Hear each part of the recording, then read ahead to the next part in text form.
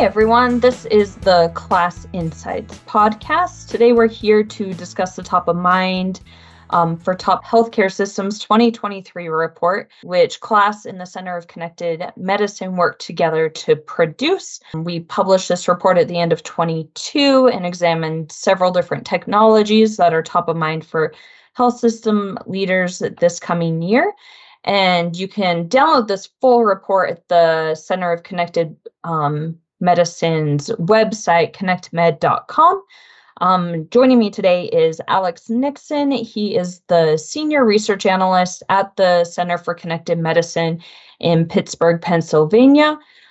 In the role that he's in, Alex oversees research and develops programming focused on innovation of healthcare systems.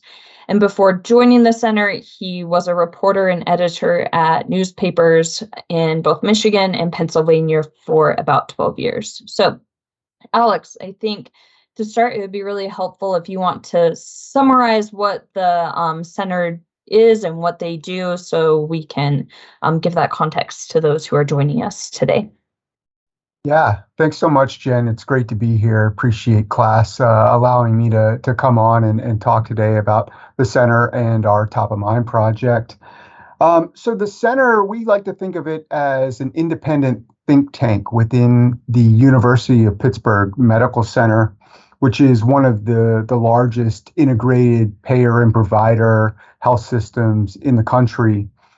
And so we're focused on healthcare innovation, and we collaborate with a network of experts from across the healthcare ecosystem to produce research and events on consumer-centered solutions, digital transformation, and scientific and medical innovation. And we have built a community of thousands of stakeholders across the country who are interested in our reports and our discussions and events, as I said, around healthcare innovation and new technologies and how they're being deployed in health systems. Perfect. Speaking of the reports you publish, what was top of mind and what is CCM's goal in publishing the report this year? Yeah, so we launched Top of Mind 6 years ago. And the idea behind it was to provide health system leaders and others in the industry with information about how leaders in healthcare were approaching technology decisions and what was top of mind for them in IT for the year ahead.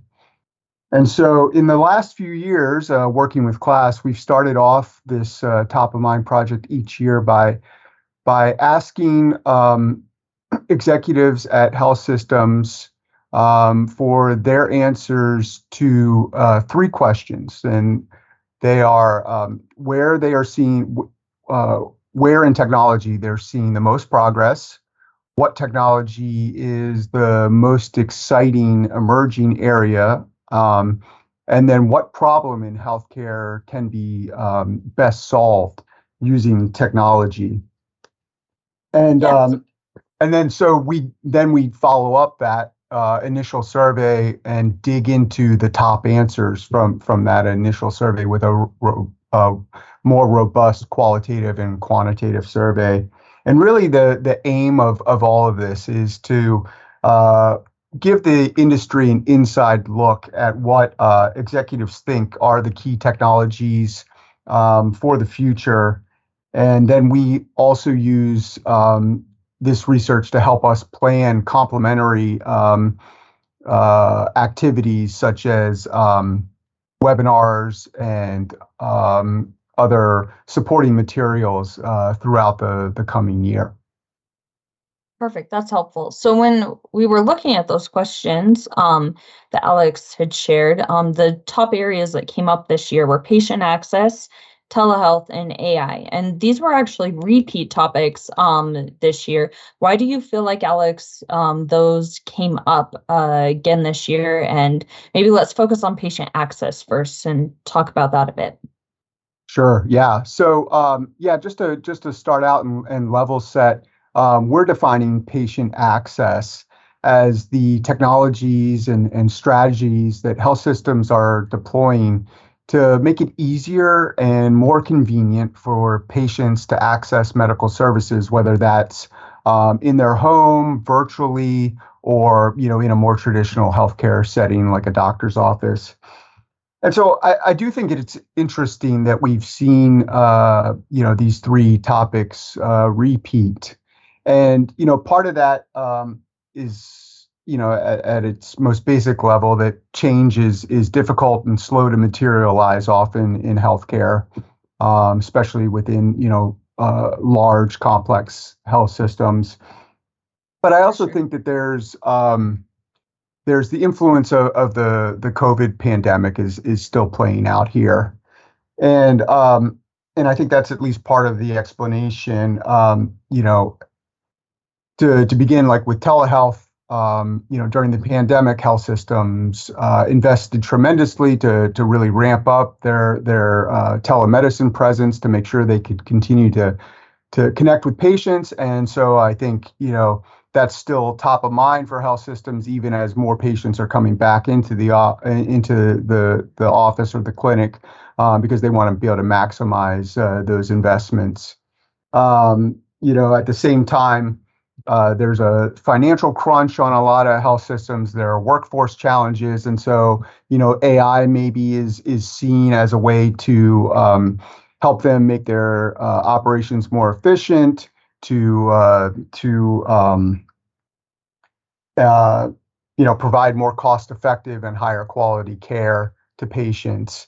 And so AI might be able to help to do some of those things. And then finally with patient access, that's kind of a broad category, but I think generally health systems are still looking to restore patient volumes to where they were pre-pandemic. And they're also, I think, seeing that consumers have more choices, have greater expectations for consumer-friendly options, and their health systems are seeing,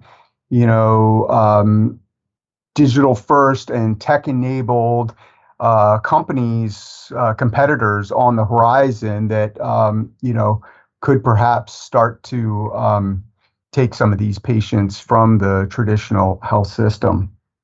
So yeah, it's a really interesting time in healthcare, and to be observing, what is happening. Yeah, I totally agree. I think with patient access as well, we have this dynamic of starting to go more towards value-based care.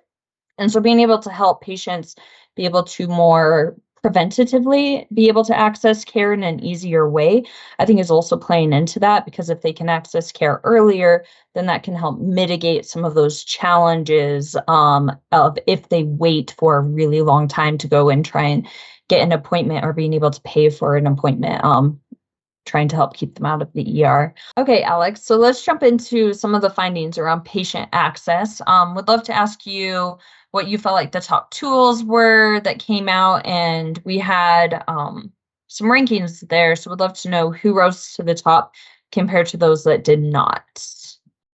Yeah, I was interested to see, when we asked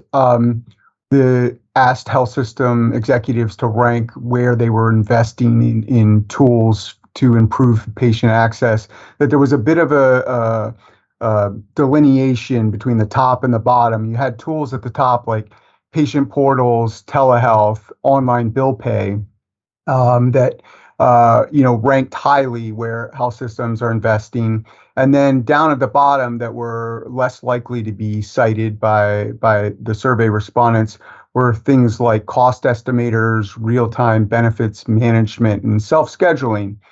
And it was just interesting to see that divide, because I think things like self-scheduling and cost estimators are things that consumers really want. But in fairness to health systems, they are difficult to implement. I think a lot of health systems might be struggling with some of those technologies, and so hopefully we're going to see in the coming years health systems start to prioritize some of those technologies that are more consumer facing that consumers really want to take advantage of. We also asked respondents to select solutions that best serve patient needs and also select those that have the most effective technology. What did you find interesting here when looking at those findings? Yeah, so I think that there were two solutions that stood out to me from this question or this pairing of questions. Um, the first was that patient portals were sort of at the top of the list as something that both had effective technology and served patient needs well. And that makes a lot of sense. I think, there's been a ton of investment in patient portals over the years. Most health systems have really added a lot of features and data to their portals. And so, and I think many systems are seeing patients respond and use those portals to view their health records, to follow up on test results, message with their providers, things like that. So that makes sense that there would be sort of an even ranking between most effective and meeting patients' needs. The spot where there was some disconnect, which I think fits with my previous comments, is self-scheduling, where that was seen as strongly meeting patient needs. We know patients want to be able to self-schedule. They want to be able to go online and make the appointment for when it's convenient for them and not have to call in and be on hold and go back and forth over what might be available. Yet the survey respondents ranked that solution as not having very effective technology yet, which certainly seems to be the case in some prior research that we've done, and I believe that KLAS has also done. I think health systems are just having a lot of trouble. It may not exactly be a tech problem. Like, it's not so Agreed. much that the technology isn't there, it's implementing it widely within the health system where there's been some trouble. In another question within this section of the Top of Mind report, we asked respondents to rank whether, when it comes to implementing patient access technology, whether it's a people, process, or technology challenge, which is the biggest challenge of those, and people rank the highest. And so I know, anecdotally speaking, from some of the conversations we've had here at the center, getting providers to buy into allowing patients, access to their calendar essentially is a big challenge. Right. Another challenge that I've heard from providers is allowing there to be less options of types of appointments, because when you're implementing this across a huge health system, the appointments have to be a lot more narrowed down so that they can get the patients in the right spot. And so taking away some of those nuances that providers are used to having in their calendar can be a bit of a challenge as well. So one area that I heard was challenging. Yeah, you're absolutely right about that, Jen. The idea is it's there's so many different kinds of appointments, especially when you get into specialists. And the last thing I think a health system wants to do is have a patient, with a very specific need, ending up scheduling with the wrong provider.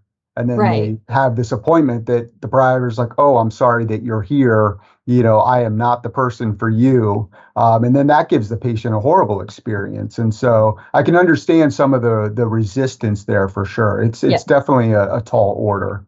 Yeah, definitely a complex problem. Which leads me to something that we have actually heard a lot about in the news, I feel like lately, which is price transparency. And there's been a lot of government regulations and different things saying that there needs to be more price transparency. And so in the Top of Mind report, another question that we asked related to access is whether health systems feel like improving price transparency is a part of improving patient access, and would love to hear your thoughts around this and what we found, Alex, from asking this question. Yeah, absolutely. So just to start, I think at least here at the center, we feel like um, improving price transparency is a really important component of improving access overall. Um, and what I mean by that is that, to make the health system more accessible for patients, um, I think we need to make them feel more comfortable that they're not going to be hit with a surprise bill, that they have some warning about what they're going to potentially owe from whatever encounter that they're going to have. Um, and unfortunately, I think what our research is showing, at least so far, is that health systems, on the whole, are sort of doing the bare minimum just to meet the regulations that have been put Right. into place so far. And to be fair to the health providers, this is a really complex and challenging problem. We all know that health insurance is very complex, and the back and forth between payers and providers isn't always the easiest or smoothest thing. But I just hope that maybe by highlighting this issue at the Center for Connected Medicine, that in time we will see providers, payers, the government, come together to provide some true transparency to patients on what they're going to owe, what things cost, not so much what things cost, but just what is going to be the cost or the payment that the patient is going to have to make. I think that is really important for bringing patients back into the health system. Yeah, it will be really interesting as payment models continue to shift to see if that helps with some of the problems around price transparency. I feel like, because, for instance, if you're going in for a surgery, right now it's often you get charges based on what happens during the surgery, right? And things can go very wrong and costs can go up very frequently. But if we go to more of a value based, or this is what we expect and the only amount we'll pay, that could end up changing how that works as well. So it will be interesting to see what happens in the future around price transparency with that. That's a very Um, good point, Jen. Definitely value-based care. Hopefully, will have an impact there. That's been a little slow to really take off, and maybe has gotten a little bit paused also during the pandemic. But yeah, for good sure. point. Yeah. So fingers crossed, because I think that could be really valuable to help with that challenge. Um, so let's shift gears to AI, since we have talked a lot about patient access now. So AI was ranked as the most exciting emerging technology. What would you say the key message about AI was that came out of the research, Alex? Yeah, I think probably the key takeaway here is that AI is definitely still emerging. Definitely a lot of excitement around that. We saw, a number of respondents say that they are using AI, but I think the use cases where it's specifically aiding patient access are a little hard to define at this point. But I suspect that there's probably a lot of promise around using AI to automate some back office functions. Maybe prior authorization is one where there's a lot of potential that could, sort of smooth out, patients accessing the health system, if some of those are a little bit more automated. What are Yeah. you seeing there from KLAS research on AI, Jen? Yeah, perfect. So I cover AI at KLAS, and some of the things we're seeing is most of the use cases are very much still around population health and value-based care. And though we had started seeing more adoption, the COVID pandemic actually slowed things down because AI is very expensive and very resource heavy, and isn't always the right solution for solving problems. Oftentimes you can use analytics to get the answer.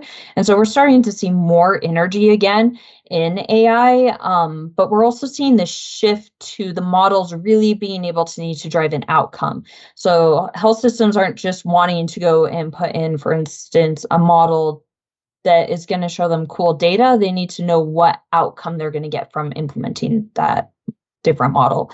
And so it will be interesting to see what models come out in the near future that are actually able to drive outcomes and be more likely to be adopted by healthcare systems. Yeah, makes sense. Yeah. So let's jump over to our last topic now, which was telehealth being identified as the technology that's seen the most progress in the last year. But utilization, from what we're seeing, still remains relatively low. What challenges do you think healthcare systems are seeing, Alex, with telehealth? Yeah. Just like I previously said, obviously telehealth has seen tremendous progress, especially during the pandemic. But now I feel like there's this tension, perhaps, between, um, you know, systems wanting to maximize that investment in telehealth technologies and make sure that patients are using virtual care for at least some appointments, but at the same time, also wanting to bring them back into the office. Some of that might be kind of a reimbursement issue or other regulatory issues. Providers potentially getting paid more for in-office visits versus virtual care visits. Some of it might be provider reluctance to continue to use telemedicine if they're used to, they've always just seen patients in the office. And some of it may just be that patients really would rather see their provider, in person and not over a video screen. So I think that health systems are still trying to figure out like what the best balance is going to be. Where it makes sense to sort of supplement like the annual physical in person or initial visit in person with telemedicine visits for follow up. I think specifically at the University of Pittsburgh Medical Center, there's been some work, especially in the women's health space, to try to figure out how they can, with pregnant women, for example, they have like a dozen or more visits that they have to do during their pregnancy. Is there an opportunity to take some of those visits and move them online? It certainly is more convenient for the patient. It's potentially a cost savings to the health system. So, I think we're going to continue to see that evolve, and where we'll see, a mix. Another challenge that we've seen is that trying to help physicians be able to navigate that schedule, because when they're jumping back and forth between telehealth and in-person appointments, that can be a bit of a challenge, especially if people are not showing up on time. It can cause some interesting backlog of having people online versus in the office waiting for appointments. So that will be interesting to see how all of those challenges play out in the future and where adoption ends up going and where it ends up settling for the amount done online and through telehealth visits versus in person in the future. Any final thoughts you have, Alex? Yeah. Thanks so much. So I guess I just want to start out by saying, thank you to KLAS. We really appreciate the partnerships the partnership that we have. We've been producing research together for 3+ years now, and look forward to doing more. And thank you for the opportunity to talk about our top of mind for Top Health Systems report. Again, that can be downloaded from our website at connectedmed.com. And like I said earlier, it's a fascinating time in healthcare with so much change happening, so many opportunities and challenges. And I'm just honored to have the chance to play a small role in highlighting both the innovation and the challenges that we need to confront. Um, and then I think I'll close by just offering up a bit of a teaser of some upcoming things that the center has. Working with KLAS, we're going to publish, we're looking at publishing two new research reports in the first half of this year, one looking at AI, and another, for the first time, at least for us, surveying health insurance executives on how they're viewing reimbursement for novel therapies. And so looking forward to both of those and then developing some more activities around them. And then finally, we'll be hosting our Top of Mind Summit focused on patient access and some other topics that the CCM is looking at, bringing it back to an in-person event for the first time since the pandemic, and we'll be holding that in Pittsburgh in April. And so, for more information on that or any of the other things that the center does, again, I encourage you to go to our website at connectedmed.com. Thanks so much, Jen. Thank you, Alex. It was great having you, and look forward to that future research, and it should be fun. Thanks. Thank you.